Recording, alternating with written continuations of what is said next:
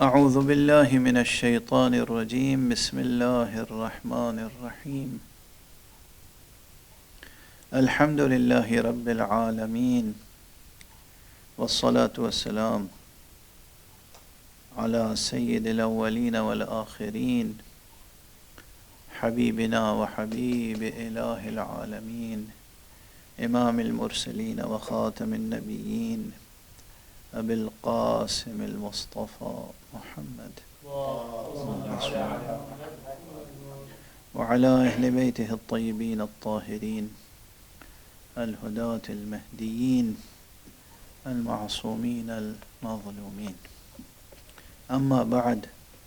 فقد قال رسول الله صلى الله عليه وآله وسلم دخلت امرأة النار في هرة ربطتها فلم تعطها ولم تطعمها فلم تطعمها ولم تدعها تأكل من خشاش الأرض حتى ماتت. یہ حدیث بھی متفق علیہ ہے اس اعتبار سے کہ یہ صحیح بخاری میں بھی ہے، صحیح مسلم میں بھی ہے، سنن ابن ماجہ میں بھی ہے، اور طرق امامیہ سے بھی نقل ہوئی ہے، مستدرک الوسائل میرزا نوری میں، عوال اللآلی ابن ابی جمہور احصائی، اور کتاب جامع احادیث الشیعہ سید بروجردی رضوان اللہ تعالی عنہ، ان تمام کتابوں میں یہ حدیث موجود ہے.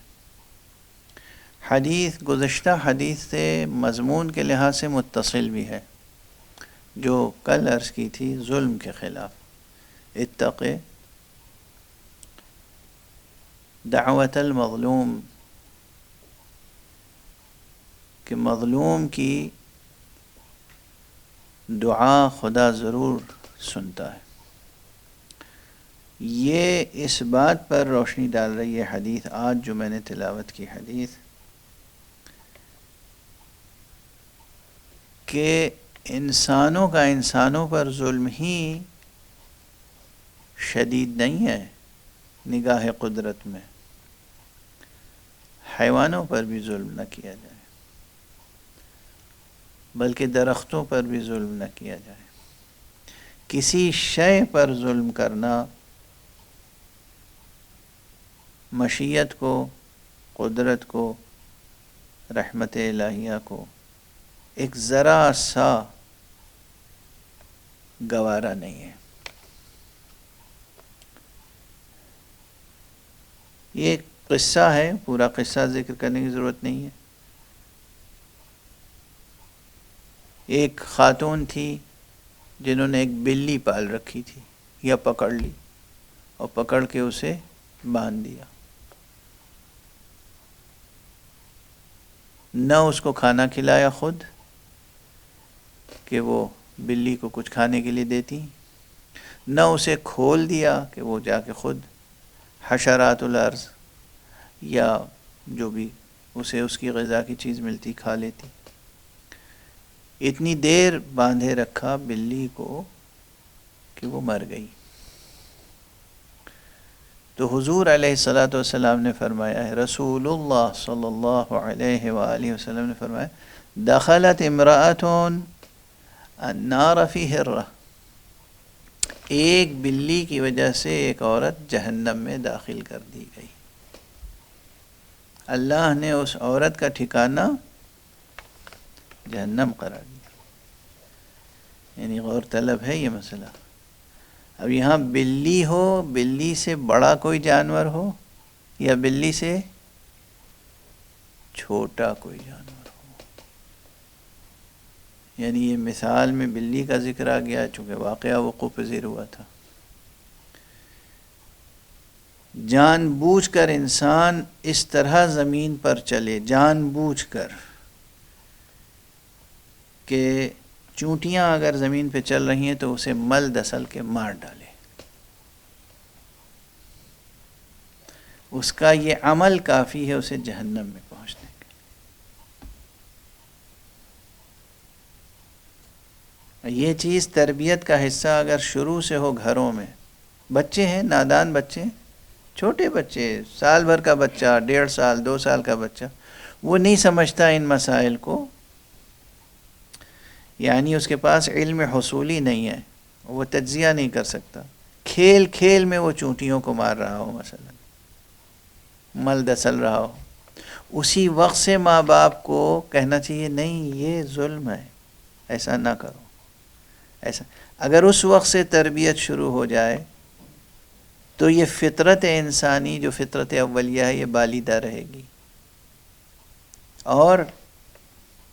جب بڑا ہوگا انسان تو ظلم سے باز رہے گا۔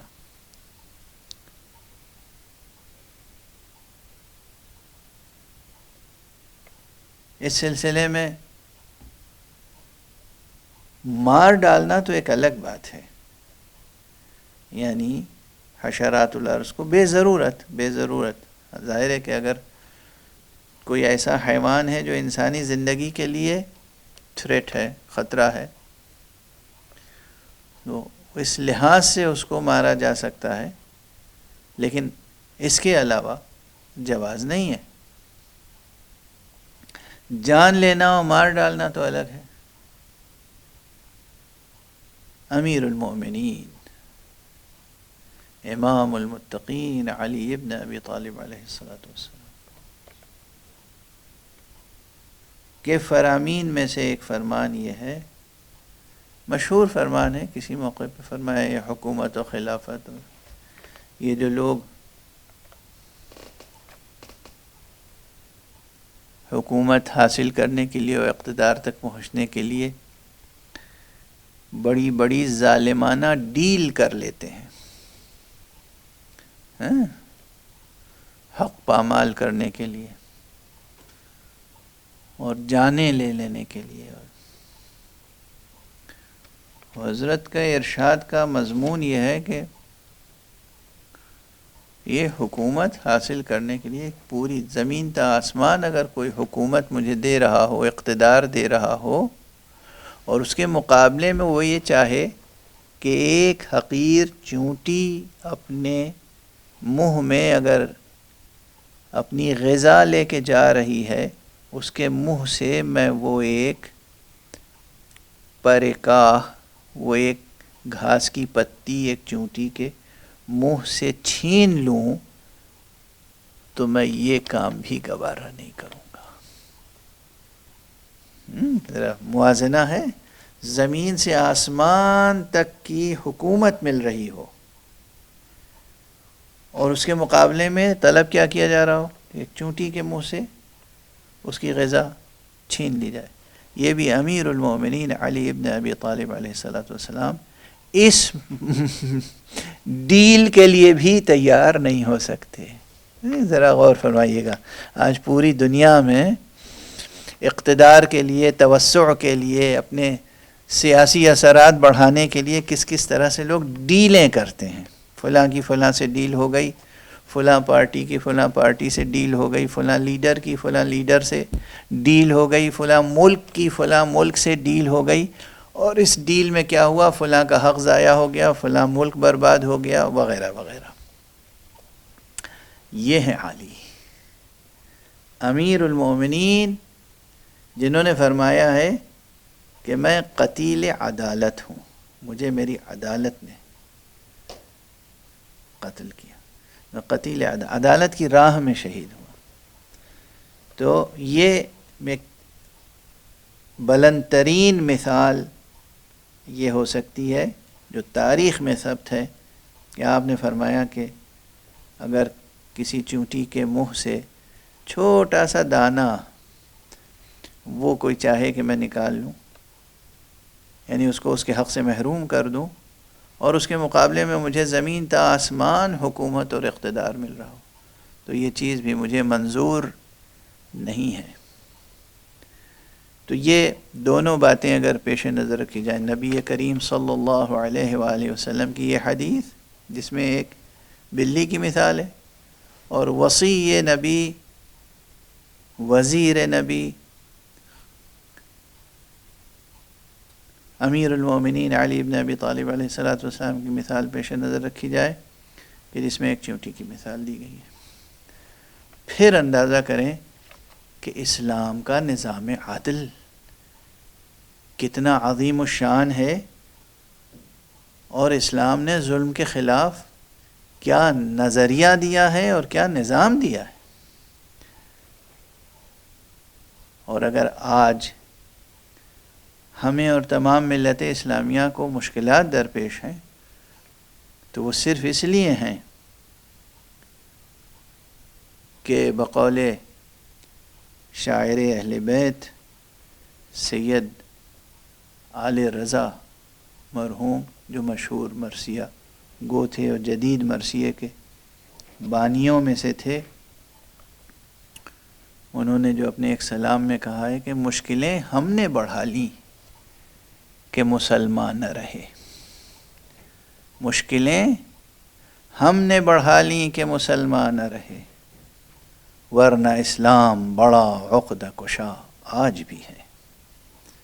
یہ ان کے اس سلام کا ایک شعر ہے کہ جس میں انہوں نے فرمایا ہے،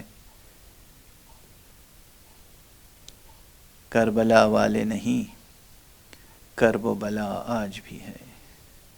مرنا آتا ہو تو جینے کا مزہ آج بھی ہے، روح تعلیم حسینی نے بنائے انسان، جو ملا حر کو وہی حسن عطا آج بھی ہے، مشکلیں ہم نے بڑھا لی کہ مسلمان نہ رہے، ورنہ اسلام بڑا عقدہ کشا آج بھی ہے۔ اگر ہم واقعاً دین فطرت، دین خدا، دین قرآن، دین مصطفیٰ صلی اللہ علیہ وآلہ وسلم پر گامزن رہیں اور ولایت امیر المؤمنین علی ابن ابی طالب علیہ السلام سے وابستہ رہیں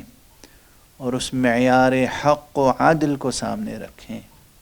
اور دنیا سے ظلم کو مٹانے کی جد و جہد میں شامل رہیں، تو آج بھی ہم سرفراز ہو سکتے ہیں اور دنیا کی ہر ذلت و رسوائی اور شکست سے بچ سکتے ہیں۔ وآخر دعوانا